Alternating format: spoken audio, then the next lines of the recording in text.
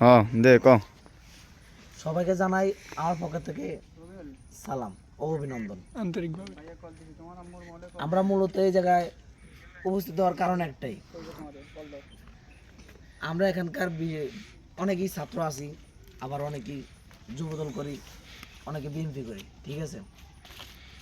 কিন্তু রাজনৈতিক যে সময় রাজনৈতিক কোনো ঝামেলা হয় ওই সময় আমাদের সবারই কি ডাকে, ঝামেলা শেষ আমাদের কোনো কি মূল্য নেই।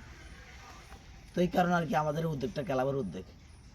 আমাদের ক্লাব আমরা খেলাধুলা করবো, খেলাধুলার পাশাপাশি কি রাজনৈতিক যে বিষয়টা আছে ওইটা কি চালিয়ে যাব। তো এখন আমরা আমাদের রসুলপুর সমাজ কল্যাণে যেহেতু কেউ নাই আর কি একটা দায়ভার নেওয়ার আর কি। আমাদের রসুলপুর অনেক ছেলে আছে, যুবক আছে, কিন্তু কারোর ভিতরে কি কোনো একতা নাই। ঠিক ঠিক